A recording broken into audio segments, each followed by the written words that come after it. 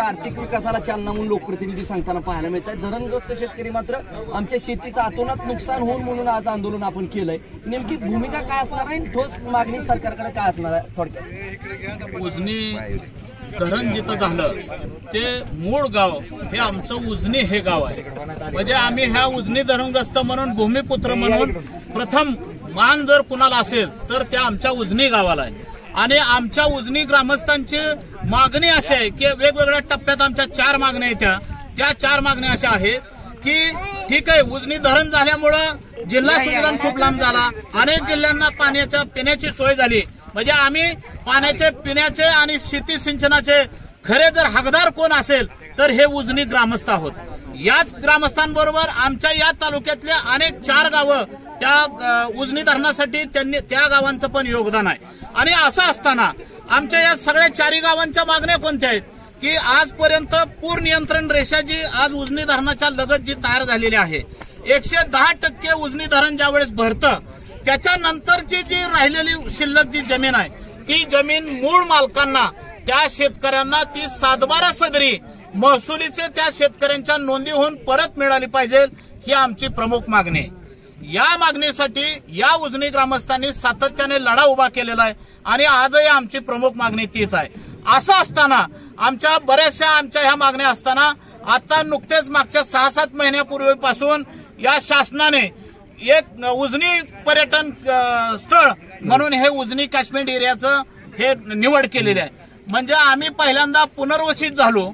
आमच्याकडे ज्या उर्वरित जमिनी शिल्लक राहिलेल्या आहेत त्या शिल्लक जमिनींमध्ये सुद्धा आज जर उजनी पर्यटन स्थळ जर इथं होत असेल तर शेवटी मग आम्हाला बाकरी पिशवीत बांधून आमच्या सगळ्या गावकऱ्यांना बाहेर निघून जावं लागेल आणि ह्या गावाचा त्याग करावा लागेल, अशी वेळ आमच्यावर आलेली आहे। ही वेळ मायबाप सरकारने आणता कामा नये म्हणून उजनी धरणग्रस्त शेतकरी उजनी धरणग्रस्त संघटना त्यांचे अध्यक्ष सुरेश पाटील आणि त्यांच्या सगळ्या ग्रामस्थांच्या नेतृत्वाखाली हे आज आंदोलन झालं।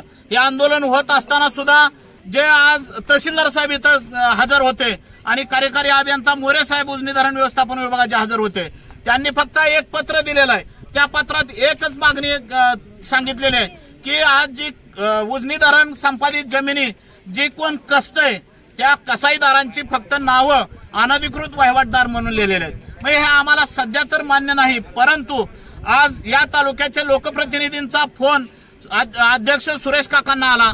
त्यांच्या फोनवरून चर्चा झाली की आम्ही कलेक्टर साहेबांबरोबर मीटिंग लावतोय आणि त्या मीटिंगमध्ये आपण योग्य तो निर्णय घेऊ आणि मी उजनी धरणग्रस्तांच्या बरोबर आहे असे आश्वासन आमदार साहेबांनी दिलेलं आज सुरेश पाटलांच्या नेतृत्वाखाली ह्या सगळ्या ग्रामस्थांनी मान्य केलं।